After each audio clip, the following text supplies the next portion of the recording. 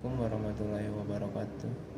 Dengan mengucapkan doa serta puji syukur atas kehadiran Tuhan Yang Maha Esa serta berkah rahmat dan karunia-Nya, penyusunan tugas akhir ini dapat diselesaikan. Yang terhormat Pembimbing 1 Bapak Darwel SKMM Epid serta Pembimbing 2 Bapak Sejati SKMM Kes yang telah membimbing dalam penyusunan tugas akhir ini. Dan yang terhormat kepada Bapak, Ibu, dan penguji sekalian. Langsung saja, judul dari penelitian ini adalah Gambaran Jenis dan Kondisi Jamban Masyarakat di Nagari Sungai Buloh Selatan, Kabupaten Padang Pariaman, tahun 2020. Gambaran jenis dan kondisi jamban masyarakat di Nagari Sungai Buloh Selatan, Kabupaten Padang Pariaman, tahun 2020. Topik: gambaran jenis dan kondisi jamban masyarakat di Nagari Sungai Buloh Selatan, Kabupaten Padang Pariaman, tahun 2020. 1. Pendahuluan. Undang-Undang Nomor 36 Tahun 2009 tentang Kesehatan menegaskan bahwa upaya kesehatan lingkungan ditujukan untuk mewujudkan kualitas lingkungan yang sehat, baik fisik, kimia, biologi maupun sosial, yang memungkinkan setiap orang mencapai derajat kesehatan yang setinggi-tingginya. Menurut Peraturan Pemerintah Republik Indonesia Nomor 66 Tahun 2014 tentang Kesehatan Lingkungan, menyatakan bahwa kesehatan lingkungan adalah upaya pencegahan penyakit dan gangguan kesehatan dari faktor risiko lingkungan untuk mewujudkan kualitas lingkungan yang sehat, baik secara aspek fisik, kimia, biologi maupun sosial.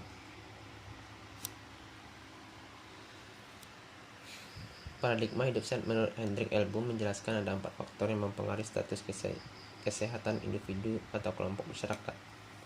Yang pertama, faktor perilaku atau gaya hidup. Kedua, faktor lingkungan. Ketiga, faktor pelayanan kesehatan. Faktor genetik dan faktor genetik. Berdasarkan Riskesdas tahun 2013, presentasi rumah tangga di Indonesia yang mempraktikkan perilaku hidup bersih dan sehat baru mencapai 55%. Secara nasional, penduduk yang telah memiliki kriteria PHBS baik sebesar 38,7%, yaitu ada di daerah Yogyakarta 58,2%, Bali 51,7%, Kalimantan Timur 49,8%, Jawa Tengah 47%, Sulawesi Utara 46,9%, sedangkan provinsi dengan pencapaian PHBS rendah berturut-turut yaitu Papua 24,4%, Nusa Tenggara Timur 26,8%, Gorontalo 27,8%, Riau 28,1%, dan Sumatera Barat 28,2%. Data dari Badan Pusat Statistik yang dipublikasikan melalui Indikator Perubahan dan Kesehatan Lingkungan 2018 mengenai persentase rumah tangga yang memiliki akses terhadap sanitasi layak terdapat 69,27% rumah tangga. Provinsi dengan persentase rumah tangga yang memiliki akses terhadap sanitasi layak tinggi yaitu Bali 91,14%, DKI Jakarta 90,73%, dan daerah istimewa Yogyakarta sebesar 88,92%. Sedangkan provinsi dengan persentase rumah tangga yang memiliki akses terhadap sanitasi layak terendah yaitu Papua, Bengkulu, dan Nusa Tenggara Timur. Dan untuk Sumatera Barat sendiri, persentase rumah tangga yang memiliki akses terhadap sanitasi layak adalah 56,85%. Angka ini menunjukkan bahwa Sumatera Barat masih di bawah rata-rata nasional.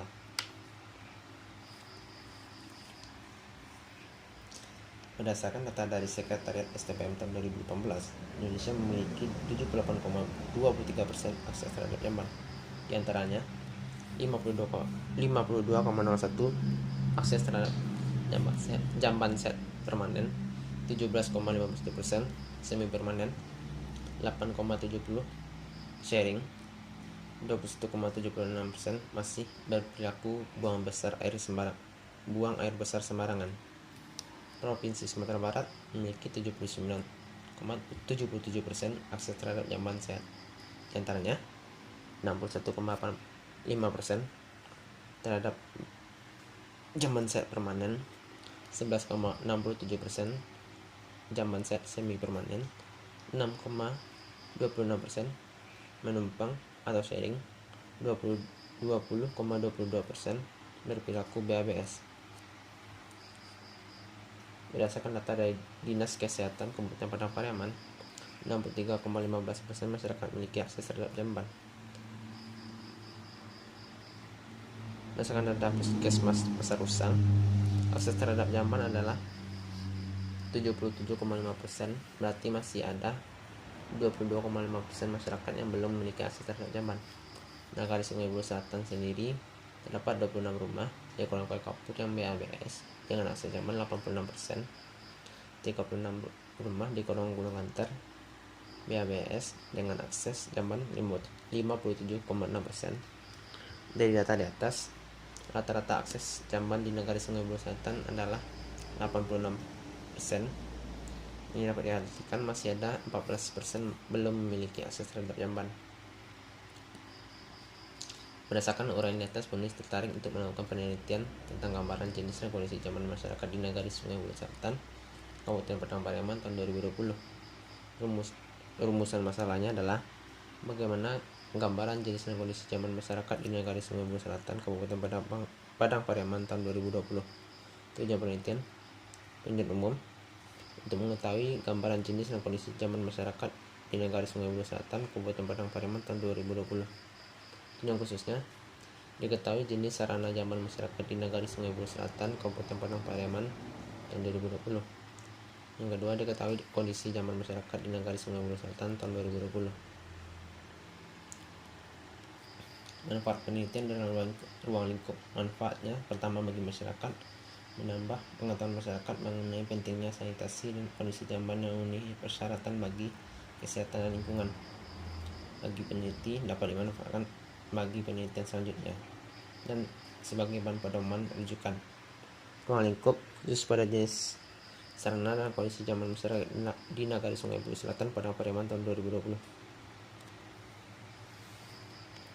Pengertian jamban menurut Suparman: suatu ruangan yang mempunyai fasilitas pembuangan kotoran manusia yang terdiri atas tempat jongkok atau tempat duduk dengan layar angsa atau tanpa layar angsa, yang dilengkapi dengan unit penampung kotoran dan air untuk membersihkannya. Menurut Usno Putranto, suatu bangunan yang digunakan untuk membuang dan mengumpulkan kotoran sehingga kotoran tersebut tidak tersimpan dalam satu tempat tertentu dan tidak menjadi penyebab suatu penyakit serta tidak mengotori permukaan. Jenis jamban ada borehole latrine, overhead latrine, water seal latrine, bucket latrine, dan septic tank. Peserta jamban sehat: pertama, tidak mencemari air minum, tidak berbau, kotoran tidak dapat dijamah oleh serangga dan tikus. 4, tidak mencemari tanah sekitar. 5, mudah dibersihkan dan aman. 6, dilengkapi dinding dan atap pelindung. 7, penerangan dan ventilasi cukup. 8, lantai kedap air dan luas ruang memadai. 9, tersedia air, sabun, dan alat pembersih. Bangunan kondisi jamban: bangunan bagian atas terdiri atap, rangka, dinding, pintu, dan ventilasi. Bangunan bagian tengah dudukan jamban, tempat abu dan air. Bangunan bagian bawah penampung tinja. Kedua, jarak bak resapan dari tangki septic tank ke sumur. Berpikir jamban masyarakat. Jenis jamban masyarakat ada WC layar angsa, septic tank, WC layar angsa empang, WC cubluk. Kondisi jamban masyarakat: memenuhi syarat dan tidak memenuhi syarat. Definisi operasional. Metode penelitian.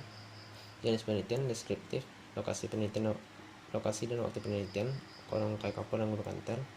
Waktunya Januari sampai Mei 2020. Populasi dan sampel: populasi seluruh rumah yang memiliki jamban, sampel sebagai rumah yang memiliki jamban. Dari pengumpulan data: pertama primer, kedua sekunder. Instrumen penelitian menggunakan checklist, pengolahan data, menilai editing, coding, entry dan cleaning. Analisis penyajian: analisis berupa univariat penyajian dalam bentuk tabel distribusi frekuensi.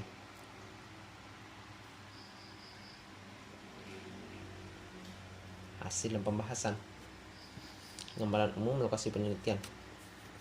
Korong kayu kapur dan Gunung Kantan terletak di Negari Sungai Buloh Selatan yang merupakan hasil pemakaran dari Negari Sungai Buloh. Korong Kabun yang diresmikan pada tanggal 19 Oktober 2016. Letak geografisnya, luas wilayah lebih kurang 400 hektar. Jarak Negari Sungai Buloh Selatan ke kecamatan 3 kilo, ke ibu kota kabupaten 18 kilo, dan ke ibu kota provinsi 23 kilo. Batas wilayah sebelah utara dengan Negari Sungai Buloh dan Negari Sungai Buloh Timur, sebelah selatan Negari Kasang, sebelah barat Negari Sungai Buloh Barat dan Negari Katapian. Sebelah timur berbatasan dengan Kabupaten Solok.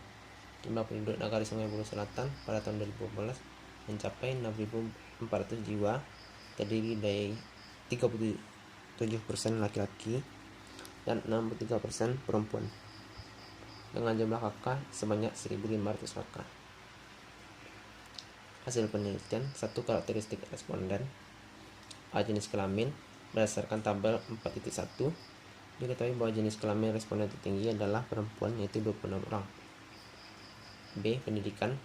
Berdasarkan tabel 4.2 diketahui bahwa pendidikan responden tertinggi adalah SMA, yaitu sebanyak 17 orang, 37,8%. Pekerjaan. Berdasarkan tabel 4.3 diketahui bahwa pekerjaan responden tertinggi adalah buruh, yaitu sebanyak 16 orang, 35,6%. 2. Gambaran jenis dan kondisi jamban masyarakat di Korong Kayu Kapur dan Gunung Kanter. 1. Jenis jamban yang dimiliki. Berdasarkan tabel 4.4 diketahui bahwa jenis jamban masyarakat adalah WC leher angsa dengan septic tank, yaitu 34, 75,6%. WC leher angsa yaitu banyak 5 rumah, 11,1%. WC leher angsa plus empang 3 rumah, 6,7%. Dan WC cupluk yaitu 3 rumah, 6,7%. 2. Kondisi zaman masyarakat. Berdasarkan tabel 4.5 diketahui bahwa kondisi jamban masyarakat yang masih belum memenuhi syarat, terutama pada jarak jamban, ada 44,4%, dan yang mempunyai atap pelindung ada 48,9%. 3. Kondisi jamban masyarakat yang memenuhi syarat kesehatan. Berdasarkan tabel 4.5 diketahui bahwa kondisi jamban masyarakat yang tidak memenuhi syarat sebanyak 9 jamban, 20%. Pembahasan. Karakteristik responden.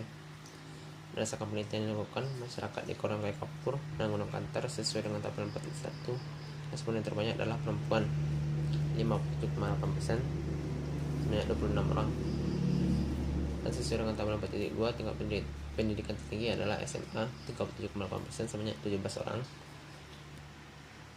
Nah, ini masih adanya permasalahan faktor ekonomi juga menjadikan pendorong kenapa masih adanya permasalahan mengenai jamban masyarakat yang masih belum memenuhi syarat kesehatan. Misalkan tabel 4.3, pada masyarakat Korong Kayu Kapur dan Gunung Kanter diketahui pekerjaan terbanyak adalah buruh sebanyak 16 orang, dan disusul oleh ibu rumah tangga sebanyak 28,9%, sebanyak 13 orang.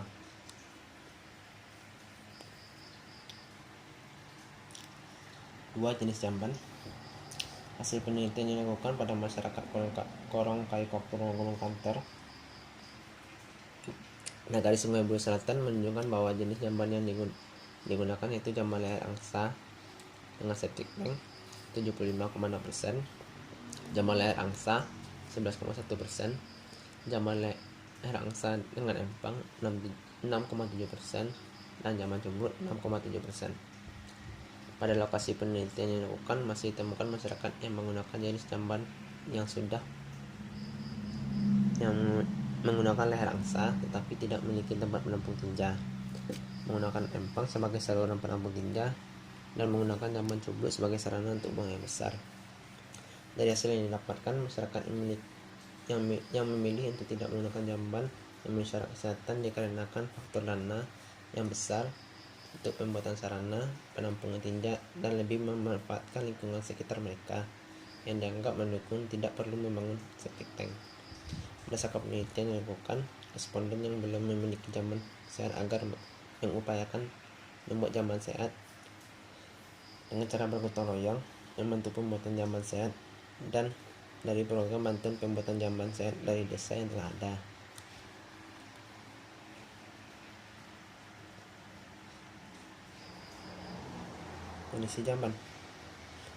Kondisi jamban di rongkai kapur dan gulung kantor masih dapat permasalahan.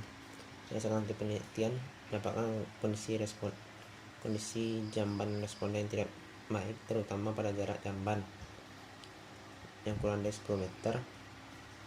44,4% dan memiliki atap pelindung pada bangunan 48,9%. Berdasarkan hasil penelitian secara keseluruhan, 80% memenuhi syarat dan 20% tidak memenuhi syarat. Jadi dapat disimpulkan hasil penelitian, maka dia memiliki kondisi yang memenuhi syarat, adanya pembaharuan dengan motivasi dan mengajak masyarakat secara bergotong royong untuk membuat jamban yang memenuhi syarat dengan pembinaan dan metode pemicuan yang disesuaikan dengan kondisi ekonomi, tingkat pendidikan dan pengetahuan masyarakat sehingga hasil yang didapatkan maksimal dan dapat membangkitkan kesadaran serta peran masyarakat dalam upaya menggunakan dan memanfaatkan jamban. Penutup.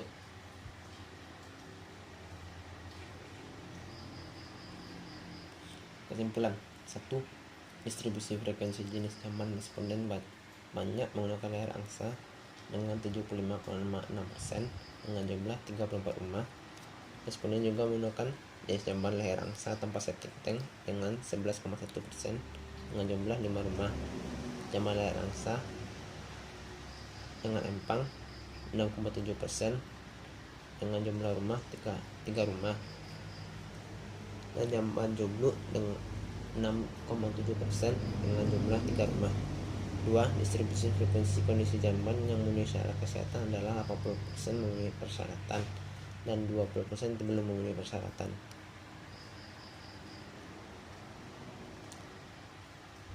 Saran untuk masyarakat: A. Diharapkan masyarakat yang belum memiliki jamban yang memenuhi syarat kesehatan agar mengadakan jamban sehat dengan mencicil, bergotong royong membangunnya, dan cara lainnya agar terciptanya keluarga yang sehat. B.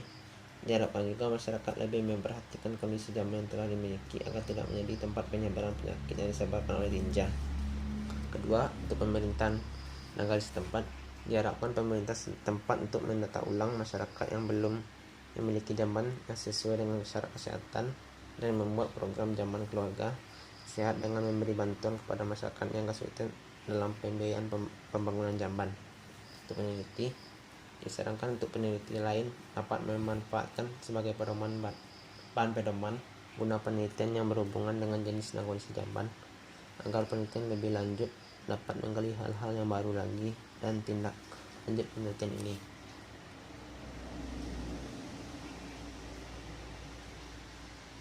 Sekian, terima kasih. Hasil presentasi yang telah disampaikan. Terima kasih atas perhatiannya. Wabillahi taufiq wal hidayah. Wassalamualaikum warahmatullahi wabarakatuh.